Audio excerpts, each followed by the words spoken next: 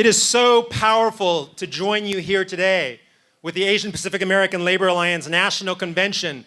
For 21 years, APALA has been at the forefront of the fight for immigrant rights in this country.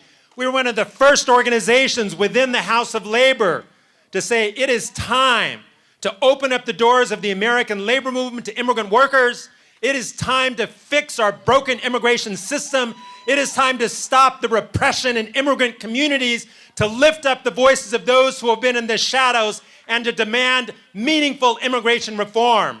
For 21 years, APALA has been at the forefront of this fight for immigrant rights at a time when the rest of the labor movement was not with us. And so I am so proud of the leadership that the sisters and brothers in this room have exhibited to move that agenda forward. That's what leading the way is all about. Leading the way means taking positions that may not be popular at the time we take them, but history has proved that we were on the right side of history on this issue. Let me also say that part of the fight in terms of full inclusion and diversity within the American labor movement is that the American labor movement leadership must look like and reflect the rich diversity in this country. And when we were established 21 years ago, we made this demand of the American labor movement that it is time to diversify your staff, it is time to diversify your leadership. 21 years ago, there was not a single Asian American on the AFL-CIO Executive Council. 21 years later, we still have not a single Asian American representative on the AFL-CIO Executive Council. So this is an opportunity for us to lift our collective voices. The AFL-CIO Convention is meeting in 2 weeks. Of the 55 members of the Executive Council of the AFL-CIO, there is not one single Asian American. What's wrong with this picture? At a time when we were fighting for immigration reform, at a time when we were fighting for labor community alliances, at the time when we were fighting for a social and economic justice agenda, it is a crime for the American labor movement not to have at least one Asian American representative on the AFL-CIO Executive Council. So APALA, let us lead this fight to diversify the leadership of the American labor movement. I was so glad that Joanna began her remarks this morning with a tribute to my good friend, John DeLauro. He was a student of mine at UCLA, and 4 years ago, he was elected national president on this very stage. 4 years ago, I also chaired the immigration plenary on this very issue, and gathered with me were Matt Finucane and two other of my friends at UCLA, Tam Tran, students at UCLA, Tam Tran and Stephanie Solis. And 4 years ago, it was unheard of for undocumented immigrant students to go public with their story, to stand before a convention of strangers and to disclose their status. Stephanie Solis talked about the fear of even going through the convention if anyone would hassle her or ask why she's in a casino area. Even though she was over 21, she had no government ID to prove her age. And she talked about the fear every day of living with the threat of deportation. And Tam Tran, who spoke 4 years ago, shared her videos. And she was one of the courageous young women who testified before Congress all the way back in 2007, pushing for the Federal Dream Act. Tam Tran tragically passed away in the year 2010. She was a PhD student at Brown University. And last year, we put out a book at the UCLA Labor Center as a tribute to Tam Tran, to her best friend Cynthia Felix, who was also killed in the same car crash, and to the undocumented immigrant youth movement, which has inspired and has changed the course of US history. So this book, Undocumented and Unafraid, has become the slogan for the undocumented immigrant youth movement in this country, and it is dedicated to the memory of Tam Tran and of Cynthia Felix. So I would encourage you to honor the legacy of Tam and Cynthia, and to honor the courage and heroism and sacrifice of undocumented immigrant youth who have changed the course of US history and who have put the issue of immigration reform front and center in the White House and in US Congress. It is immigrant youth who have been at the forefront of this campaign, who have engaged in civil disobedience, who have engaged in hunger strikes, who have led marches on foot for hundreds of miles, and who have shaken up the very foundation of this country to expose the bankruptcy of our immigration policies. Yesterday was the one-year anniversary of deferred action for childhood arrivals, DACA. DACA was won by undocumented immigrant youth. It was not given to us by the Obama administration. It was won because immigrant youth were courageous enough to call out the Obama administration and say, if you are claiming you support immigrant youth, why do you continue to deport us?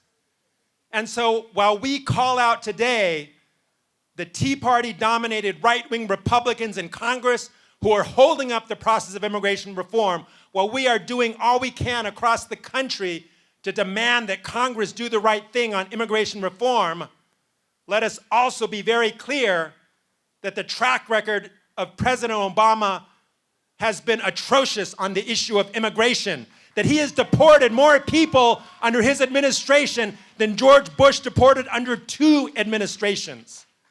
And that every single day, thousands of undocumented immigrants are being picked up and being deported based on a lie that immigrants are the problems, causing problems of our economic crisis, that immigrants are taking jobs from Americans. That is the lie that is being perpetuated today.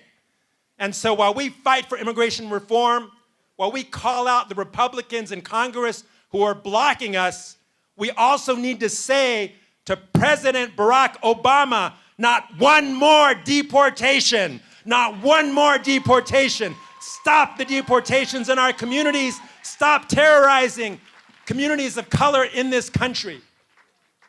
And let us be very clear that the reason why immigration reform is stalled in US Congress today is because of the blatant racism by the white male leadership of the US Congress who fear the political involvement and activism of millions of Latino and Asians in this country.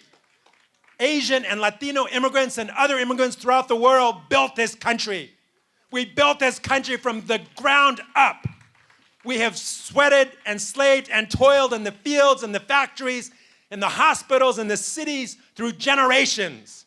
And to blame the 11 million undocumented immigrants to continue to attack them, continue to threaten them with deportation is unconscionable. So that is the campaign that we need to spearhead to stop the deportations. The deferred action was won by immigrant youth. Let us demand deferred action for 11 million undocumented immigrants in the country today. So that is the call, that is the challenge. And right after this plenary, we will be embarking on an action that will send a message to people here in the city of Las Vegas and across the country that the Asian Pacific American Labor Alliance is standing with millions of justice-loving people throughout this country to demand immigration reform.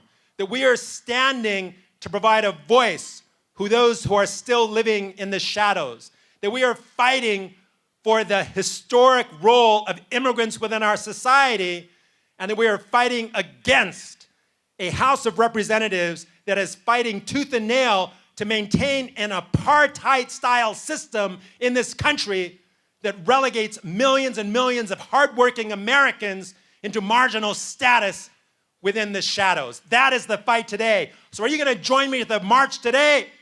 Are you going to join me at the fight today? Are we going to win immigration reform?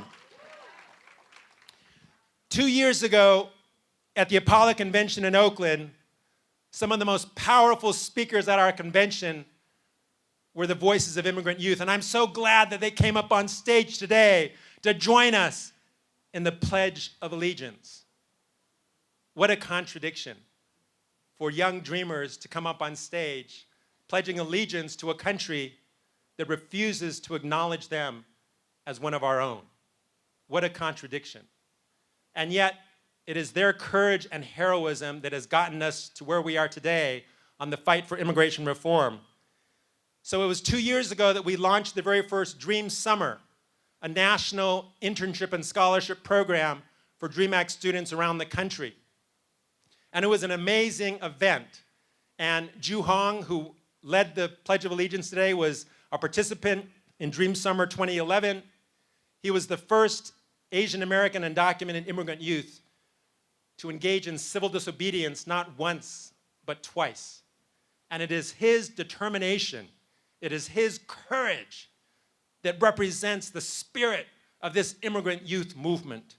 So I wanted to share with you a brief video on Dream Summer. This year, through the support of APALA, we had the very first Asian Pacific Islander Dream Summer, where over 10 API organizations, including APALA, spearheaded the fight to build alliances between the undocumented immigrant youth movement and the broader labor and social justice movement in this country. So I wanted to share with you a brief video on Dream Summer, and then I'm going to call up a panel of immigrant students, immigrant workers, and immigrant rights advocates who will share their stories as well. Dream Summer. A special place for you to be gathering to launch the very first ever Dream Summer, the very first ever national internship and scholarship program for undocumented immigrant students.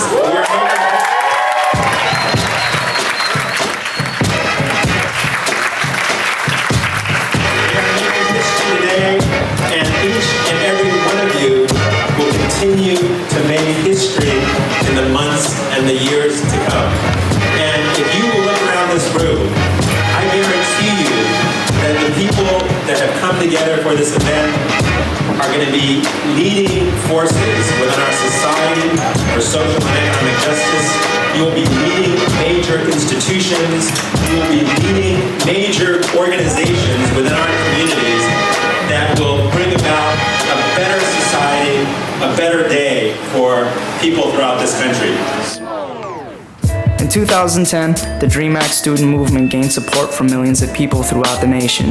With almost no paid staff, no lobbyists, and few financial resources, undocumented immigrant students mobilized a powerful movement. Although the U.S. Senate failed to overcome a filibuster by a minority of senators, the movement itself came closer than ever to pass the federal Dream Act.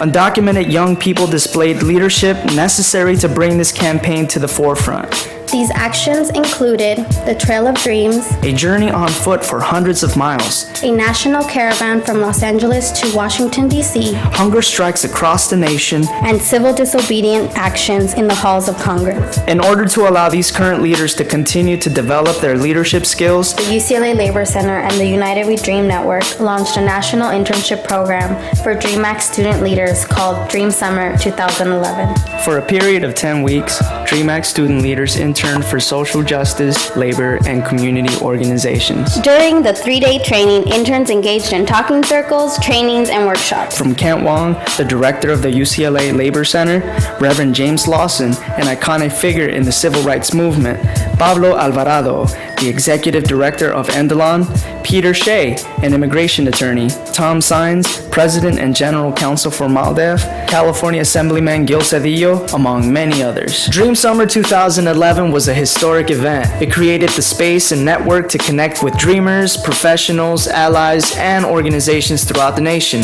It also provided tools and resources to sustain our movement and push forward in a strategic fashion. I'm proud to have been a part of it, and I hope that what we started here will help strengthen our movement and manifest our collective dream.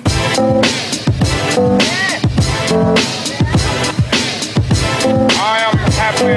I am happy. I have a dream. I got a dream. One day We gonna work it out. one day We gonna work it out. one day We gonna work it out. I have a dream. I got a dream. One day We gonna work it out. one day We gonna work it out. one day We gonna work it I out. have a dream. I got a dream. That one day That one day I'ma I'ma love people than myself. I gotta find a way.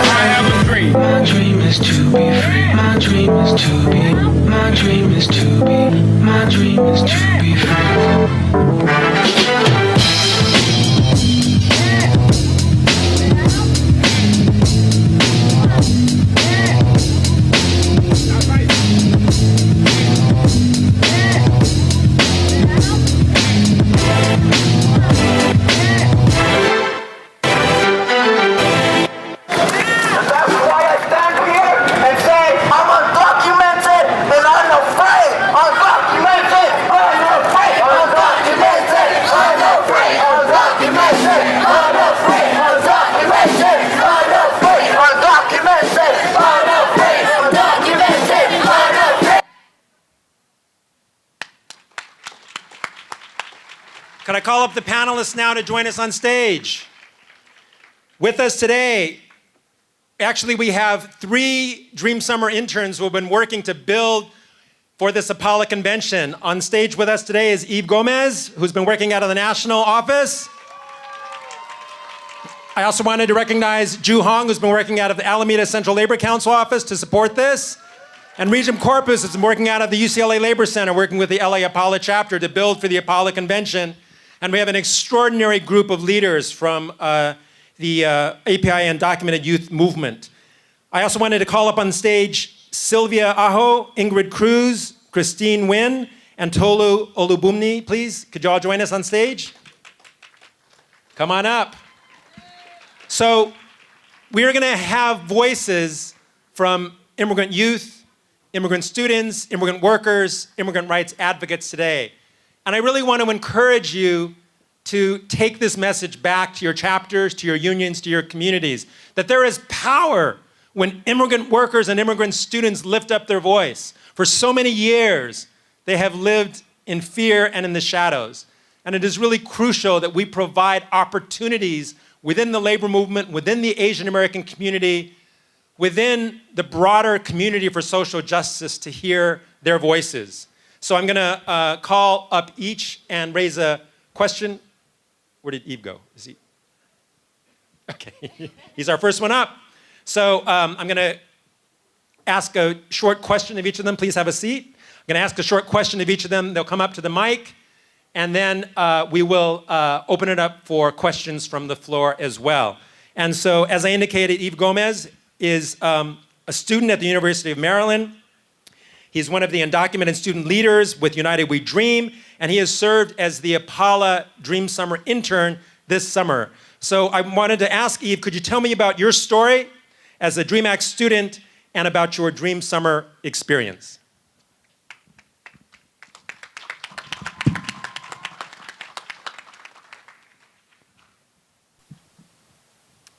Hello, everyone. It's good to see all of you. For the last 2 months, I've been sending you emails, and it's really cool to finally connect the names and the faces. So yeah, my name is Yves Gomez. My first name is French. My last name is Portuguese, but I'm Indian, and I'm undocumented.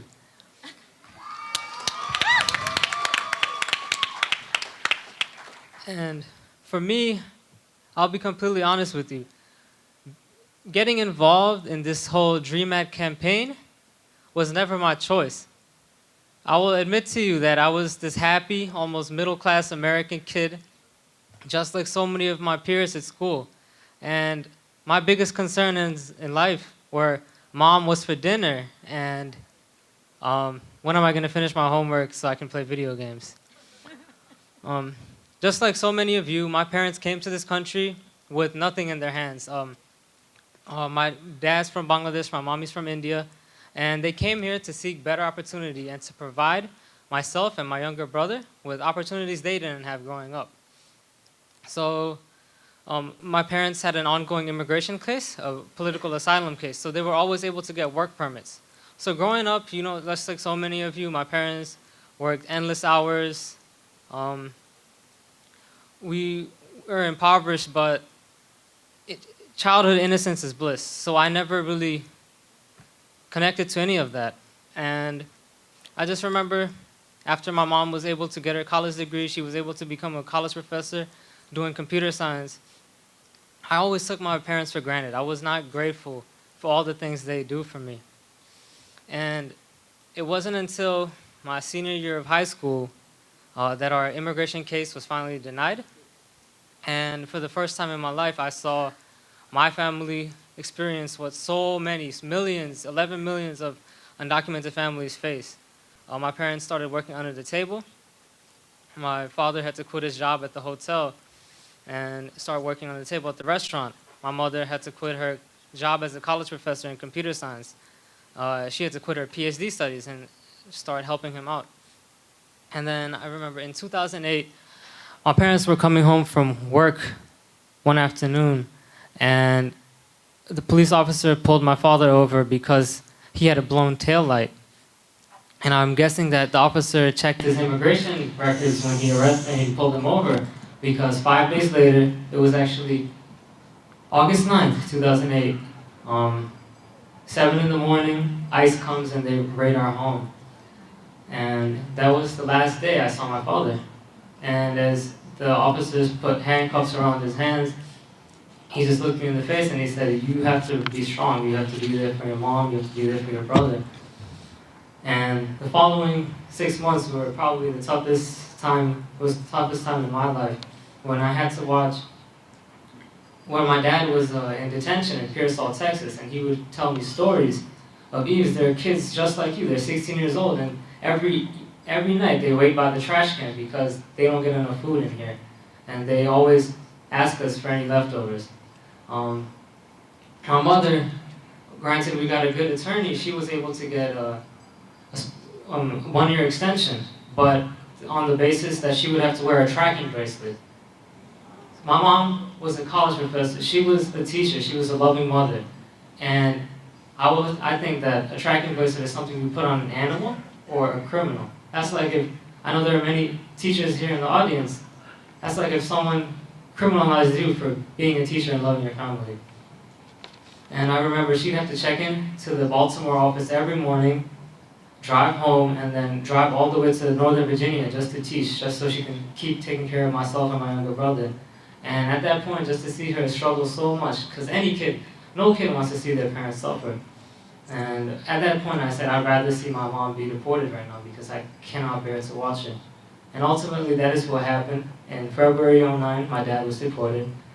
July 2009, my mom was deported, and I was left with my younger brother. We had great relatives who took us in, and yeah, it was difficult. But with the help of my family, with the help of my friends, I was able to make true to the promise I made my parents, and I did really good in school. I graduated, got scholarship opportunities, got accepted into college, but I had to turn them all down because at the end of my senior year, my agreement was, okay, you get your high school diploma, and then you have to leave this country. You have to go back to your home country of India, a country I've never seen since I was a year old. So it was difficult. And I remember that summer as my friends were thinking about, oh, where are we going to dorm for college? What are we going to buy for our dorms? What classes are you taking? I was thinking about, what's going to happen to the rest of my life? Because this is the country I've only known as home. But lucky for me, I had their support, I had the support of my family, my community, and they were able to petition for me. And actually on August 10th, 2010, my lawyer came running into my house and she said, Yves, you're going to get deferred action. And from that point on, I realized that I was in such a unique position where I can talk on behalf of my undocumented community, on behalf of my undocumented peers, without having to face deportation again. And that is what really gave me the courage to step out of my comfort zone, to step out of my social anxiety, and really speak on behalf of kids just like myself, because I don't want to see anyone in here ever have to see their parents be torn away from their arms. And like in school, I'm a biochemistry major. I want to work in a lab secluded from people, and this is the exact opposite of that, you know? So, but in the end, I think it's always to have optimism is important, and I think that's what really drove this immigrant youth-led movement. So no matter how big the struggle, these kids have always rebounded and wanted to advocate for themselves, for their families, and that's why we have been here. But I think at this point, we need to have a resounding support from our entire community. Because I've attended these town hall meetings, I've visited with these immigration staffers, and I think nothing sends a stronger message than having a community right next to you. And they're saying that, hey, I'm a constituent, I'm a US citizen, I'm a voter, and I demand, or I really want you to support a fair immigration reform that takes into account the humanity of these individuals. And this is my own involvement. In Maryland, I was involved in the Maryland DREAM Act campaign. We were the first state to win a DREAM Act that was on referendum. I think it was 58% voted yes, 48% voted no. And but as great as the DREAM Act is, immigration is not just about just dreamers. As you will hear from the other speakers, it's about our visas, it's about our family ability to reunify. It's about, yeah, like my parents. Even though if I can get the DREAM Act, I can get citizenship, I want my parents to be there in my college graduation and next Christmas, you know? So with that, I'll leave, and thank you all for listening.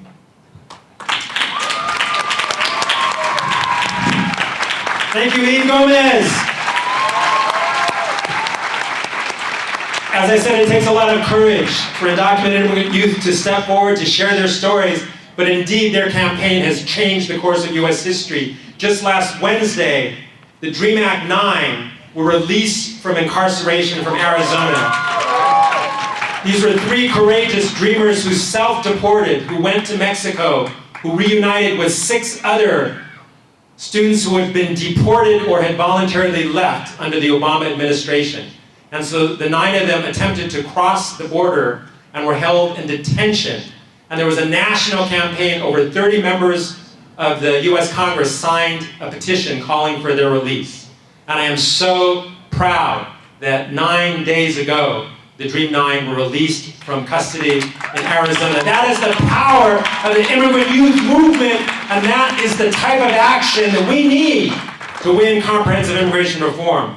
Our next speaker has been a leader of this movement for a long time. Tolu is a senior policy analyst for the Center for Community Change. She previously worked at the National Immigration Law Center and has been a leading voice and advocate for immigration reform. Tolu, I wanted to call on you to share your personal story and about your activism as an immigrant rights advocate.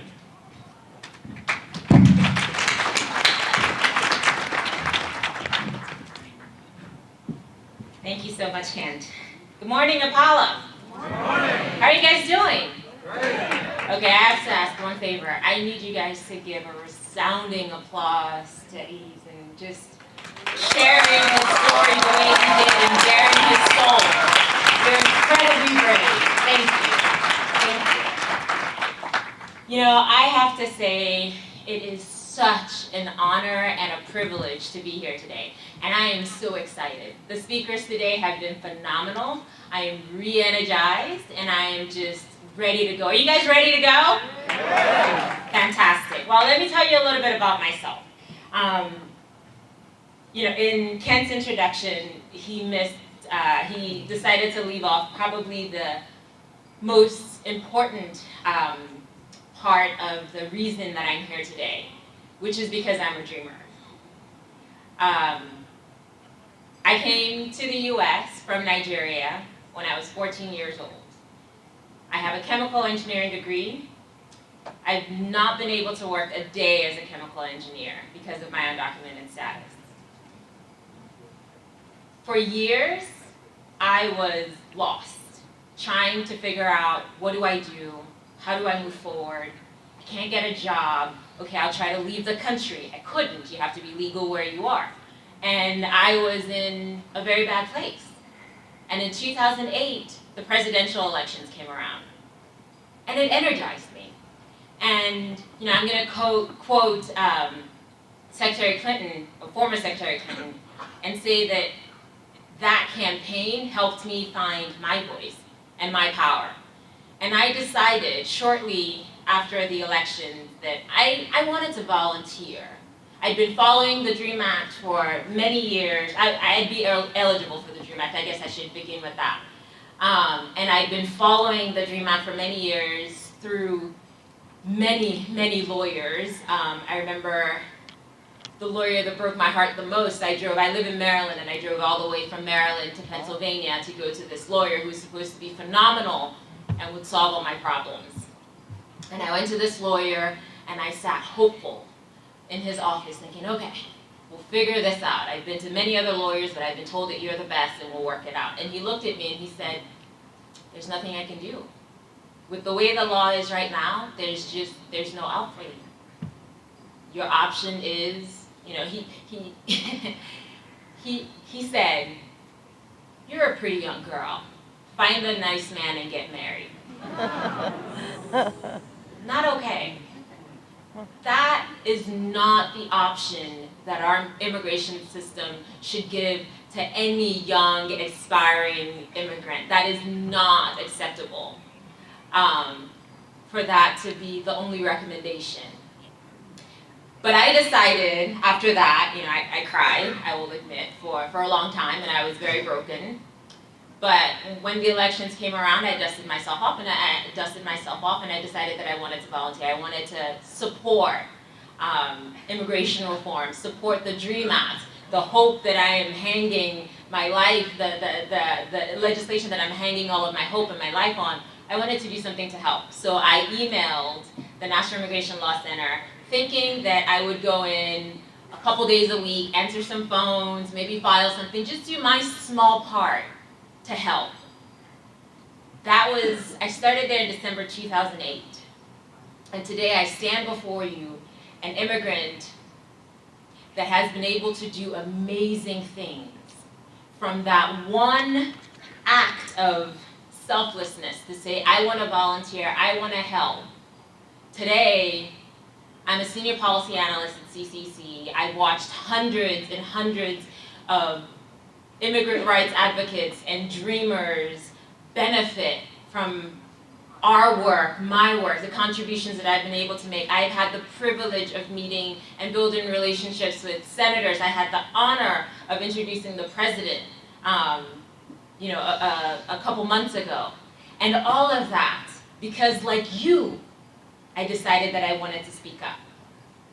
And that's, doing all of these things, it means nothing if I can't come to a place like this and feel your support and feel your love. And feel the commitment that in this room or other people just like me that have made that decision to get up and do something. Because the immigrant life, the American dream for the immigrant is worth saving. It is absolutely worth saving. And we are the only ones that can do that. Like so many dreamers and so many of you, immigration reform and immigration advocacy chose me. I didn't choose it. It wasn't a decision, a conscious decision by my parents to bring me here and have me be undocumented. It happened. It happens. Our immigration laws makes it so easy for that to happen. But instead of hiding, instead of giving up, I chose to stand up. And that is what we all absolutely have to do. And I wanted to start with that, with my story and with how it can be related to each and every single person in this room and beyond, because we have an opportunity right now. The Senate has passed their immigration reform bill. There are good things in there. There are very good things in there. There's some bad things in there. And there's some, frankly unpleasant things as well. But overall, it is a good bill. It is a bill that legalizes the 11 million. It is a bill that gives an expedited path to citizenship for dreamers. It has in it the best ever DREAM Act that we've ever seen, introduced by a liberal Democrat or by bipartisan, by Republicans and Democrats together. Since 2001, since the inception of the DREAM Act, this version of the Senate bill has the best provisions for the DREAM Act that we've ever seen. It has an expedited path to citizenship for agricultural workers. It has more worker protections for you, for me. It has ways for immigrants to access protections that were previously only available to legal permanent residents or to citizens. It increases the wages for H-1B workers. It does so many amazing things, but if we don't get up and demand that the House takes up immigration reform, that Senate bill dies. And my hope to become the US citizen that I long to be could very well die with it. And the power to make sure that doesn't happen lies in this room. lies with your work. And so even though I'm a policy person and I sit in DC and I meet with members and I talk to legislators all day and I do the analysis, all of that is for nothing. If the field, and the field is you, if you don't get up and demand that Republicans take up our cause, take up immigration reform, take up a bill that supports our families, that protects our families, that stops separating our children from their parents, that protects workers, that allows our families to join us legally here in the US. If you don't get up and demand that, and you have every right to do so, and you have the power to make it happen, if you don't do that, everything I've done, the hours of volunteering, the years of going into debt to support my volunteer work is for nothing. But that's not gonna happen. That's not gonna happen because when I walked in here today and I looked around the room and I felt your energy, I knew that in this room, in this place, on this day, I have the support of all of you, and we are going to make this happen. Immigration reform will be a reality. Republicans cannot stop it. The pundits cannot stop it. The press that are writing the obituary for immigration reform every day, they cannot stop it. Because you have the power and you are going to choose to use that power to make my American dream a reality and your American dream a reality. And I thank you for that. Thank you.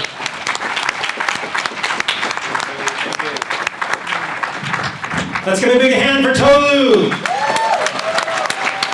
Not only for her powerful and eloquent words today, but for the years and years of work that she has invested in helping to build this movement and lifting the voices of undocumented immigrants within our society. We're going to have a very short video now, is that queued up? That will lead into our next speaker, but this talks specifically about the struggles of immigrant workers in the state of Louisiana.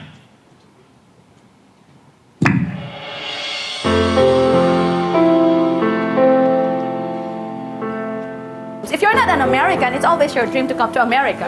It's all the thought of a good life and everything else. I left my kids, twins, like 10 days after the first birthday. When you want something good for your family, sometimes you have to sacrifice. We are a group of teachers recruited under the H-1B visa. We're invited to teach here in America. And our papers were processed by a recruitment agency. It has a partner agency in the Philippines and it has an agency in LA. My visa was approved, and in just less than 4 weeks, I had my flight scheduled to the US. So, like a dream come true. We left our country in good faith. We followed all the legalities involved and paid the fees, thinking that those are legal fees that we need to pay. When we landed in Los Angeles, California, everything became something else. I was so shocked when we were given another set of contract. And it's stipulating there that we need to pay another round of fees. What was different was the number of years that we have to pay, and that we have to pay on the second year 10%, and as long as we stay here in Jefferson Parish, we will continue to pay her 10% of our annual salary. We were forced to sign those contracts. Well, they were holding our passports and some vital papers. If you do something, if you tell the authorities about it, you will be fired. We can bring you back anytime we want to. And because of that, we were so afraid and we don't know who to turn to. We're placed in apartment units which of not our choice. The apartment is substandard. Would you imagine in America there are bugs in that? It is really not safe. She used me as an example to other teachers that they should follow her whatever her instructions are so they won't be sued like what happened to me. So I had to show them, no, you had to stand up and fight back, that you have the right. When the push comes to a shove, the only thing that you have to do is push back and you push harder. When I first signed up for AFT, believe it or not, she even tried to retract my membership. And I just said yes, so she'll leave me alone, but still I kept my membership. And I think that was one of the best decisions I ever made. We have tried to seek help from different institutions and government agencies to have our contract with this agency nullified, but to no avail. Only when AFT picked up our case and filed formal complaints that made things turn around. Can anyone imagine the AFT not acting, given what our research found and what our members in Louisiana were alleging? We filed formal complaints with the Louisiana Workforce Commission and the United States Department of Labor. When I heard it's the unions backing us up, it's like 100%. No hesitation at all. Anytime, anywhere, I'm willing to work for the cause of the teachers. It makes us a lot stronger because we know someone's there for us, willing to fight for us. We believe the contract should be null and void. Second, we're asking that the fees that were charged to these individuals, that those monies be returned to these teachers. When they showed that they understand, they will stand by us, it was just a relief. And then they don't just listen. You can really see the action that they are doing. You feel the strength that they have, and it just transfers to you. And during that difficult time, we had to borrow that strength. When we got here, we have individual voices. And then we gathered ourselves, but still our voice is not enough to be heard. And it's AFT. You know, it's like the AFT put a microphone on us or a megaphone, and everybody is now listening to us.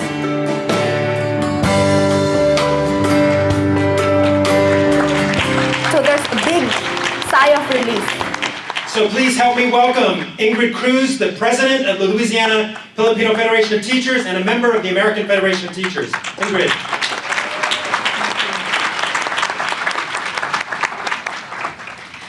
You never know how strong you are until being strong is the only choice you have.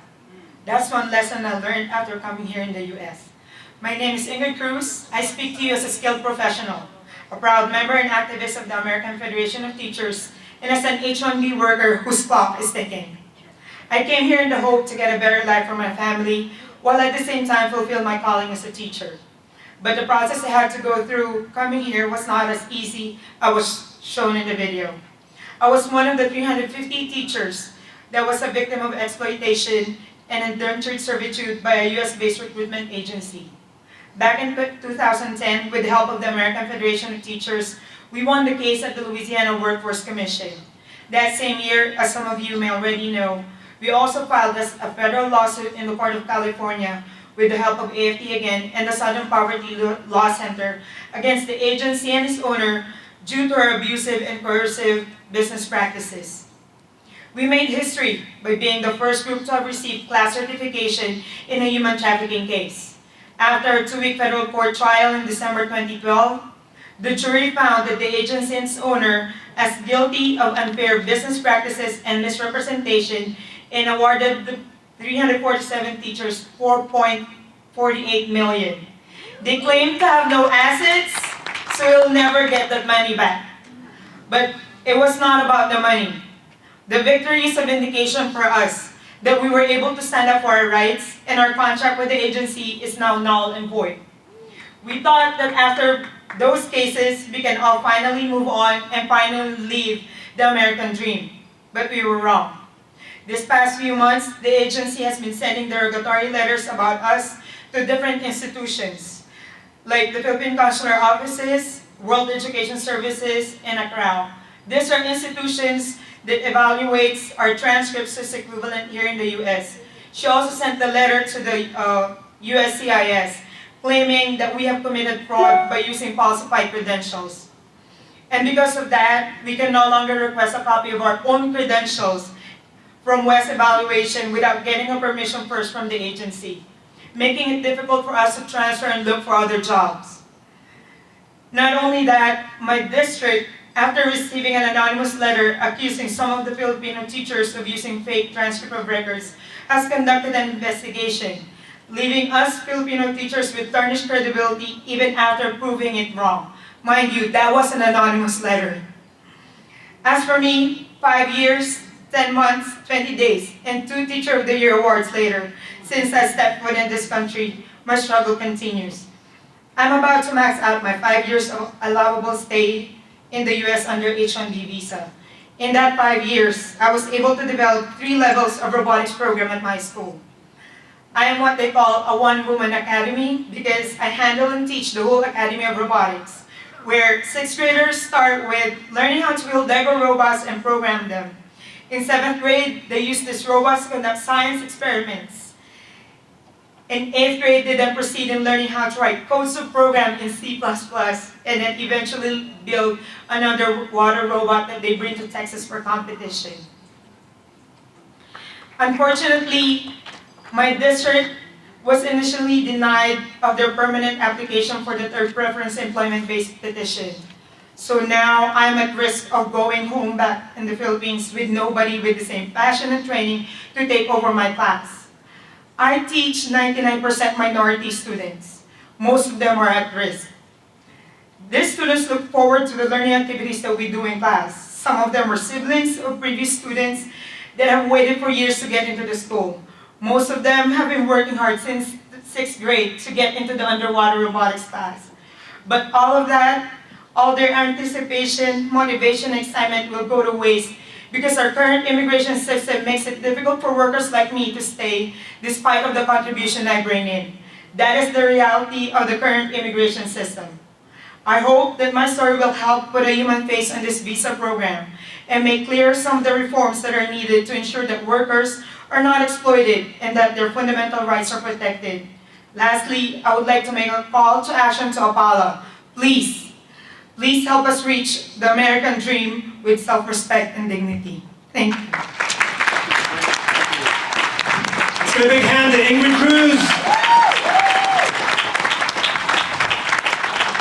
This is a crucial issue involving H-1B workers in this country who have been exploited and abused, and it is crucial to lift up the voices of Ingrid and other teachers who are similarly impacted.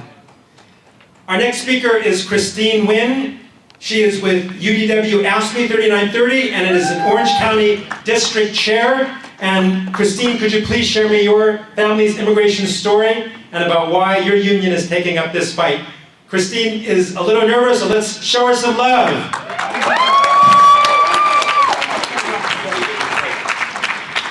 Good morning, everyone. Good morning. So, besides you who is standing in this convention and all of the eyes who support me, I know I feel more energy to stand here by this moment. Thank you all. My name is Nguyen. I'm just a provider. I take care of my mom, and also I am UDW and APALA'S member. Today, I will tell all of you my real sad story, personal for having to wait for 13 years for sibling sponsorship. Since the North Vietnam cuts the South Vietnam, a lot of people have to run out from my country for freedom. So my family is one of them. So many years we cannot run out. So my young sister, she had to sponsor my family. It includes 5 people: my husband, myself, and my 3 sons. So we understand that it will wait for a long time. A certain chance, my youngest is 13 and half years old, run out by birth.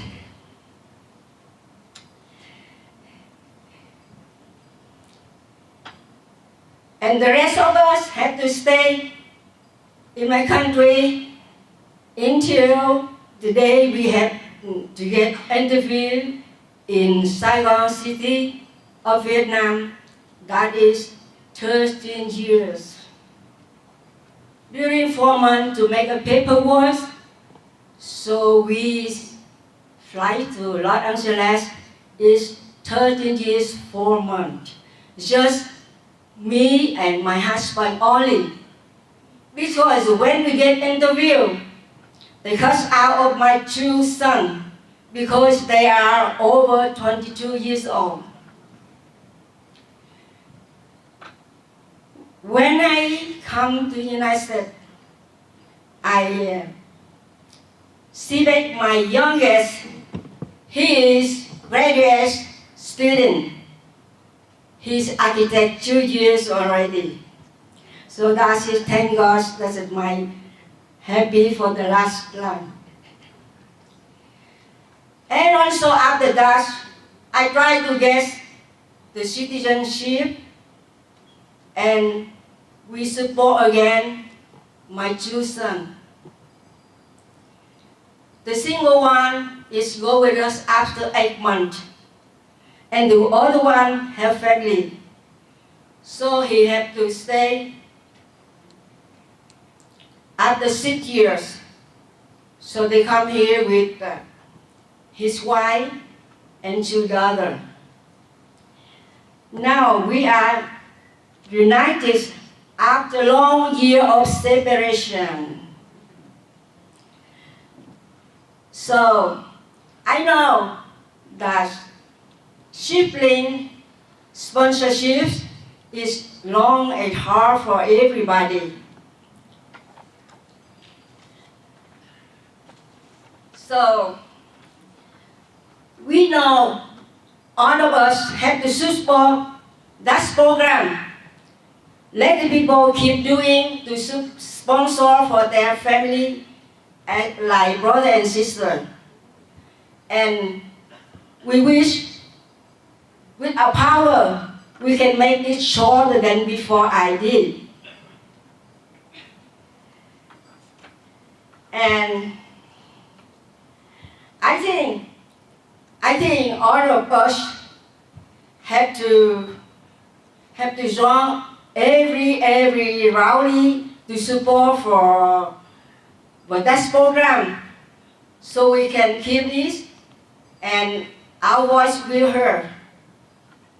And the best one we can keep this and make it short forever. Thank you all. Wonderful. Let's give a hand to Christine Nguyen. It takes a lot of courage to step up in front of 500 people and share her story. But Christine, you inspired us all, and especially brought to home the critical issue of family reunification, which is at the heart, historically, of our immigration policy, and which is now under attack under our current system.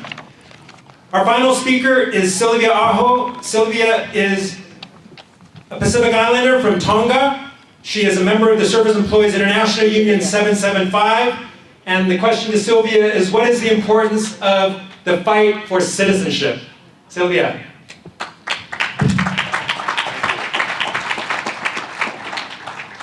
Thank you, everyone. The fight for citizenship, let's reunite. So I'm going to give you 2 words and let's do it together. I'm going to say stronger, and then everybody say fired up together. I'm going to say stronger, fired up together. Once again, stronger, fired up together. Ready to go. Everybody say ready to go. Ready to go. Thank you. Again, my name is Sylvia Taimi Aho. I'm a member of SEIU Healthcare 775, Seattle, Washington. Since I migrated in the US 30 years ago, I've always been a great voice for Asian Pacific Islanders community. I feel it's my duty to ensure the needs and address the voice of the Asian Pacific culture. It is my duty to help everyone because we live as a community. We exist as a communal community. When there's a death in the family, people come together to provide like food, bring money, and throughout the whole process. And that's how we do exist. So as a member of our community, I've been a great advocate for people to understand the Asian Pacific culture.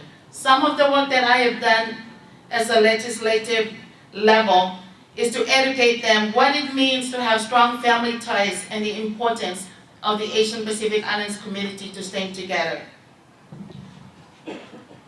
About like back in May, I went to Washington, D.C. and a Caring Across Generation.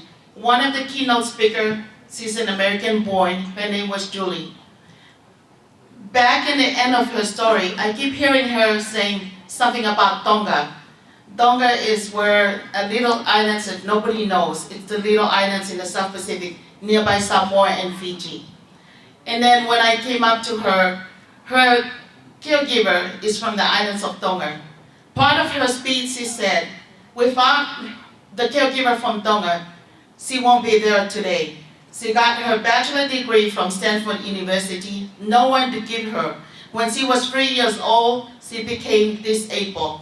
But because of the caregiver, it's an immigrant. Nobody wanted to make a sacrifice. You know, being a caregiver, it's taking care of someone else's life. It's making a difference in somebody else's life. And I'm also a caregiver for my mom at the present time.